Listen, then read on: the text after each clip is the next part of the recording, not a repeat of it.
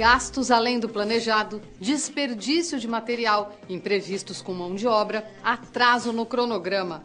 É grande a lista de situações nada agradáveis que podem surgir durante reformas de imóveis. Hoje vamos ver como solucionar todas essas questões e indicar caminhos para que, além de melhor planejada, a reforma seja mais econômica. O mais importante é o planejamento. Prepare-se para anotar dicas valiosas para quando decidir reformar. Pensa nessa reforma ao longo de vários meses. E fique ligado, porque o Educação Financeira está só começando.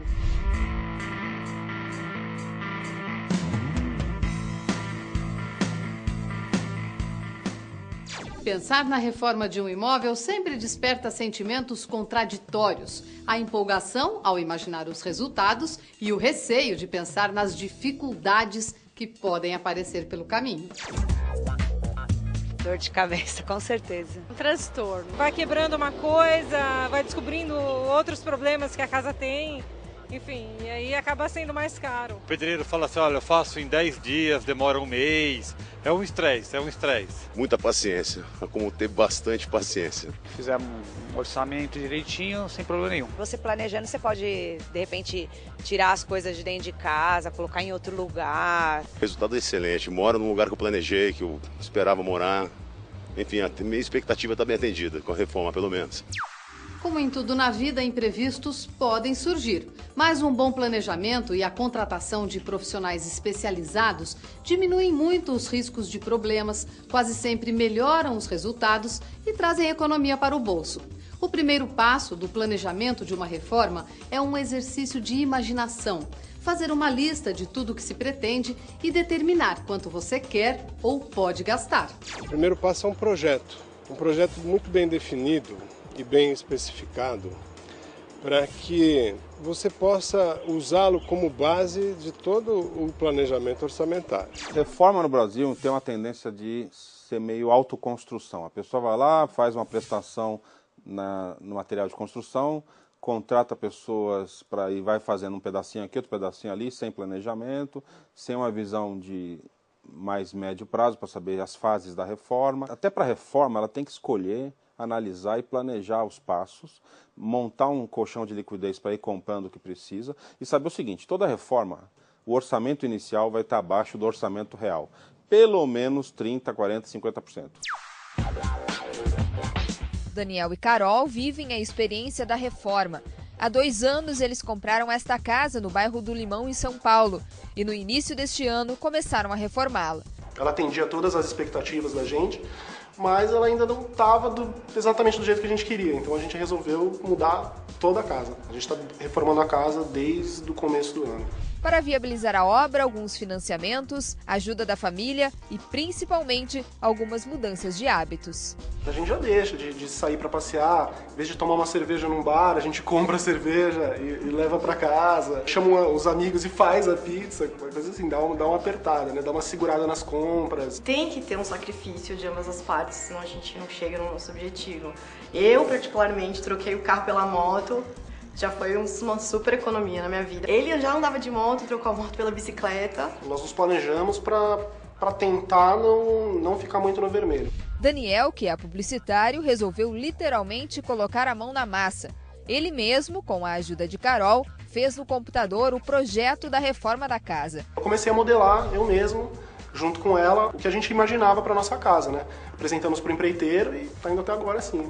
Um empreiteiro para fazer uma obra dessas foi difícil. A gente começou pela internet, só que a gente só encontrava grandes empreiteiras, então era empreiteira para prédio, grandes reformas, nada que era acessível pra gente.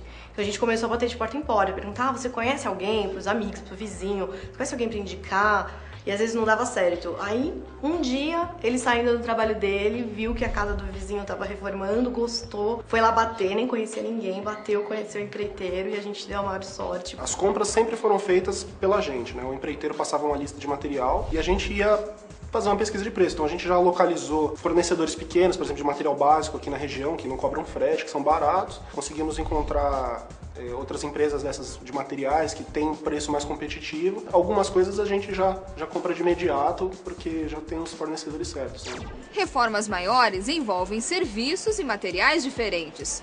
Podem mexer com a instalação hidráulica, os revestimentos ou até mesmo com a estrutura do imóvel. Nesses casos, gastar na contratação de um engenheiro ou arquiteto pode se converter em economia. E não pense que esse serviço é apenas para pessoas de alto poder aquisitivo. Existem profissionais para todos os bolsos.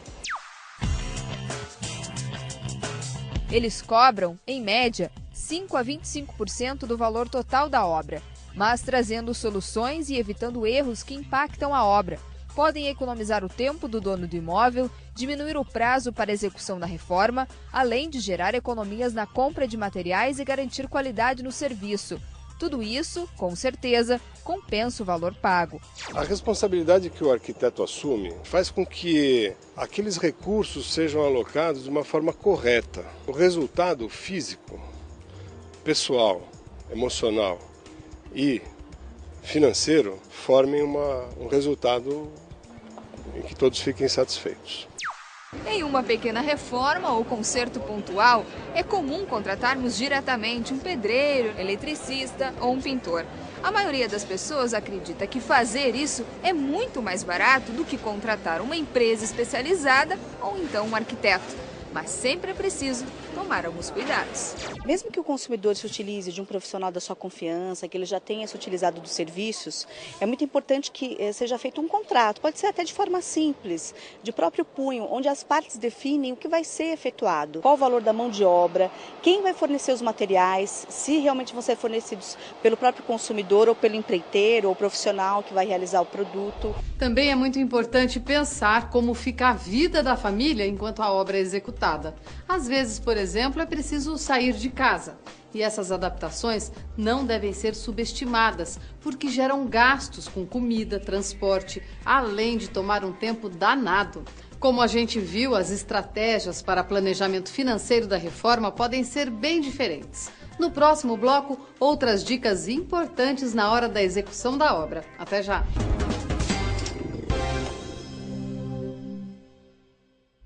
No programa de hoje estamos falando sobre o planejamento da reforma de um imóvel.